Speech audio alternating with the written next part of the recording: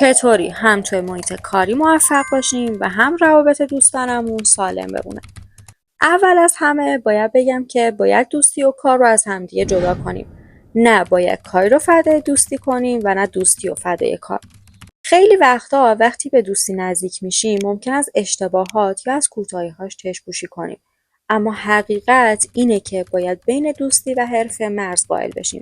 اگه تو محیط کاری کسی به وظایفش به درستی عمل نمیکنه یا کم کاری میکنه، نباید به خاطر دوستی از این موارد چشم‌پوشی کنیم و این خیلی مهمه که در کنار دوستی کار هم با دقت انجام بشه و دوستی‌های واقعی باید از نظم و مسئولیت پذیری حمایت کنن، نه اینکه باعث بی‌نظمی بشن. خیلی‌ها فکر میکنن که اگه دوستی داریم میتونیم بی‌نظمی‌ها رو توجیه کنیم، اما واقعیت اینه که بی‌نظمی باعث میشه هم کار آسیب ببینه هم رابطه خراب بشه. توی هر شرایطی باید برای روابط دوستانه و محیط کاری مرزهای روشنی تعیین کنیم و اجازه ندیم که این مرزها با هم تداخل داشته باشن.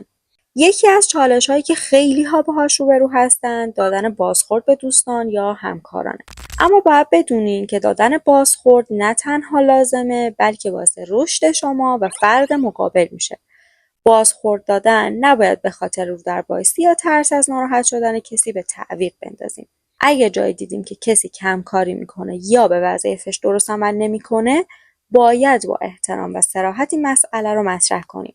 یکی دیگه از مسائلی که خیلی از ماها باهاش روبرو هستیم زمانبندی بین کار و روابط دوستانه است. من معتقدم که برای روابط دوستانه هم باید زمان اختصاصی بذاریم.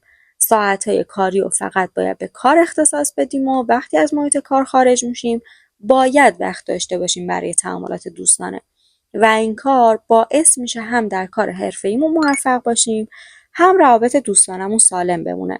در نهایت یکی از اشتباهات رایج اینه که چت‌های کاری و دوستانه رو با همدیگه ترکیب کنیم. در واقع باید برای هر کدومشون فضای جداگانه‌ای داشته باشیم. وقتی فضاهای کاری و دوستانه ترکیب بشه، تمرکز ما هم از بین میره و هیچ کدوم به درستی مدیریت نمیشه. نتیجه این که کلید موفقیت تو اینه که بین کار و دوستی ها یه تعادلی برقرار کنیم. هم باید روابط دوستانمون رو با احترام و درک متقابل مدیریت کنیم، هم توی کارمون نظم و مسئولیت پذیری داشته باشیم و یادمونم باشه که نه کار رو فدای دوستی کنیم نه دوستی و فدای کار. باید بتونیم در کنار هم رشد شخصی و پیشرفت کاری رو به دست بیاریم. خب حالا نوبت شماه. چطور با این چالشات و روابط کاری خودتون کنار اومدین؟ برامون تو کامنت ها بنویسین که چطور مرز حرفه‌ای و دوستانه رو تو محیط کار مدیریت میکنین. اگه این ویدیو براتون مفید بود حتما لایک کنین تا سابسکرایب یادتون نره و اگه فکر میکنین نکات به درد کسی میخوره ویدیو رو براش بفرستین.